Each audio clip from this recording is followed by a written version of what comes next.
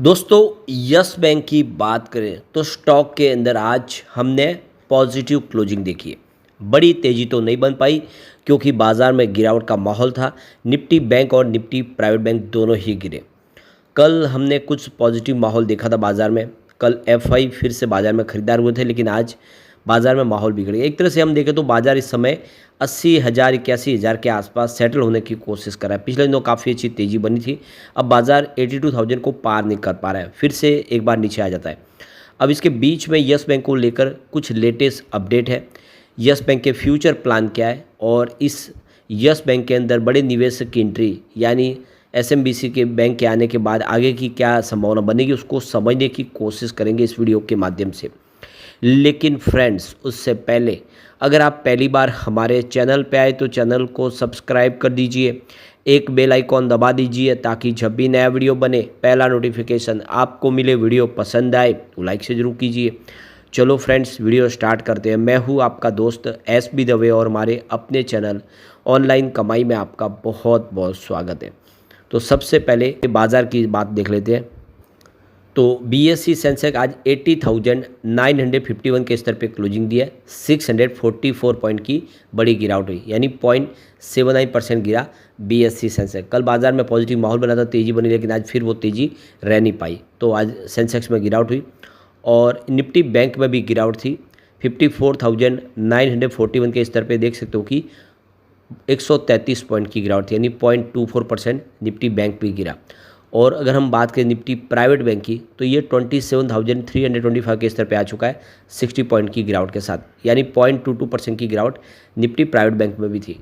उसके बावजूद भी यस बैंक ने पॉजिटिव क्लोजिंग देके साबित किया है कि इस लेवल पे स्टॉक मजबूत है। तो यहाँ पे 21 पर आज क्लोजिंग देखने को मिली 0.095% की तेज़ी के साथ।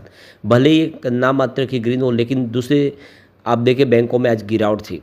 तो इसके पीछे वजह यह है कि 21.5 रुपये में डील फाइनल हुई है एसएमबीसी बैंक की, और इसलिए स्टॉक उससे नीचे जाने की संभावना कम है और अभी भी 50 पैसे नीचे स्टॉक है। तो इसी वजह से यहाँ पे जम के खरीदारी हो रही है। तो यहाँ पे आप देख सकते हो कि जापान की एसएमबीसी ने यस बैंक में 20% की स्टेक ले ली है। लेकिन क्या इस स्टेक के बाद यस बैंक के अंदर कुछ स्ट्रेटजी चेंज आ सकते हैं? क्या यस बैंक रीस्ट्रक्चर हो सकता है? तो यहाँ पे सवाल यही निकल के आ रहा है कि सुमितोमो मित्सुमी बैंकिंग कॉरपोरेशन के यस बैंक के अंदर शामिल होने से क्या यस बैंक के रंग रोगन में फ़र्क आएगा, क्या बिजनेस करने के तरीके में फ़र्क आएगा, यही सवाल सबके मन में है। तो देख सकते हो कि आने वाले समय में यस बैंक में बिल्कुल एसएमबीसी के मिलने से कुछ बदलाव तो देखने को मिलेगा, लेकिन यस बैंक इस समय ट्रैक पर ही है। पिछले 4-5 सालों में इसने बहुत ही बेहतर किया है। डिजिटल बैंकिंग में दूसरी बैंकों को पछाड़ के आगे बढ़ी है। यूपीआई ट्रांजैक्शन में नंबर 1 है। ऐसे में आप देख सकते हो कि उसमें कोई ज़्यादा ज़मीनी स्तर पर फ़र्क देखने को नहीं मिलेगा। ये ज़रूर है कि जो इसकी कमियां हैं उस कमियों को कम करने की कोशिश की जाएगी।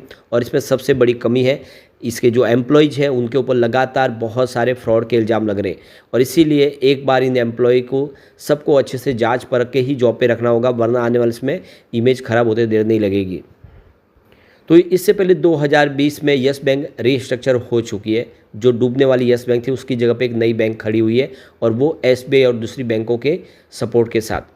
तो ये देख सकते हो कि इस दौरान यस बैंक के शेयर में भी हमने अप डाउन काफ़ी देखी है। 11 रुपीज़ से 30 रुपीज़ के आसपास स्टॉक ने ट्रेड किया है, और आप देख रही है जो बड़ी रैली बनी वो देख सकते हो कि इसमें जुलाई 2022 से लेकर जुलाई 2024 के बीच में रही, और इसने काफ़ी ज़बरदस्त प्रदर्शन भी किया। और जो बैंक जिन्होंने इसमें पैसे लगा के इसको खड़ा करने की में मदद की थी उनको भी ज़बरदस्त फ़ायदा हुआ, उनका इन्वेस्टमेंट भी डबल हुआ है। अब आगे बैंक के गोल की बात करें, आगे क्या क्या बैंक चाहती है करना, तो फ्यूचर प्लान में देख सकते हो कि यस बैंक 100 नए ब्रांचेज और फाइनेंशियल 2026 में खोलना चाहती है, यानी आने वाले समय बिजनेस को बढ़ाना चाहती है। जहाँ पे अभी तक यस बैंक की पहुँच नहीं है वहाँ पर भी नई ब्रांच खोल के अपने बिजनेस को बढ़ाना चाहते हैं, स्पेशली ग्रामीण क्षेत्र वगैरह में। इसके अलावा आप देखें तो यहाँ पे ऐसे सेक्टर में और ऐसे रीजन में जहाँ पे अभी तक वो नहीं पहुँचे वहाँ पर भी उनका फोकस है, उसमें सेवाएं देना, और स्पेशली जो बैंक है दूसरी न पहुँचे हो ऐसी जगह पे। इसके अलावा डिजिटल बैंकिंग के ऊपर खास फोकस किया जा रहा है।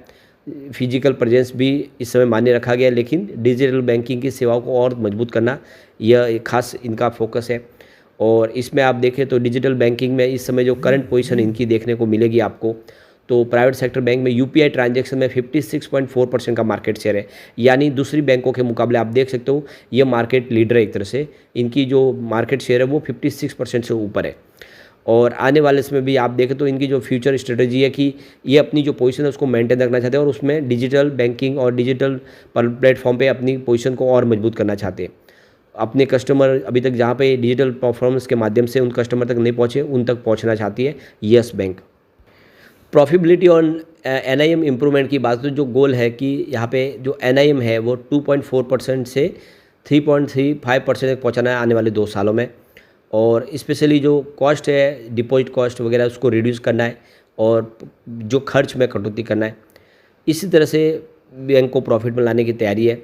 और इसके अलावा इस समय कैपिटल मैनेजमेंट की बात करें तो कंपनी अभी इमीडिएट कोई फंड रेज नहीं करने जा रही है। नियर टर्म में आने वाले समय देखा जा सकता है, लेकिन फ़िलहाल वो कोई नया फंड नहीं करेगी क्योंकि बैंक में सफिशिएंट कैश फ्लो है और बैंक को इस समय फंड की ज़रूरत नहीं है। तो यहाँ पे जो देख सकते हो कि जो आगे कैपिटल राइजिंग की बात करें तो फाइनेंशियल 2026-27 के अंदर बैंक कोशिश कर सकती है।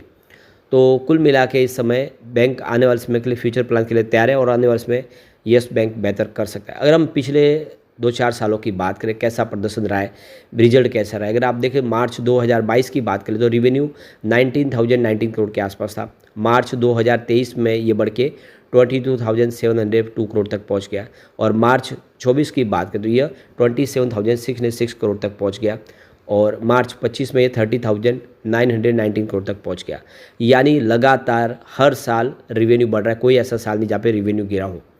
खर्च की बात करें तो 8,058 करोड़ का खर्च था मार्च 2022 में। 23 में ये खर्च बढ़ के 10,371 करोड़ तक पहुंचा और मार्च 24 में ये 11,350 करोड़ तक पहुंचा। तो मार्च 25 में 11,853 करोड़ तक पहुंचा। अब इसमें गौर करने वाली बात है कि कंपनी का रेवेन्यू तो ज़बरदस्त बढ़ा है लेकिन खर्च उतना ज़्यादा तेज़ी से नहीं बढ़ा है, खर्च में कटौती की जा रही है और यही सबसे बड़ी यस बैंक की जीत है।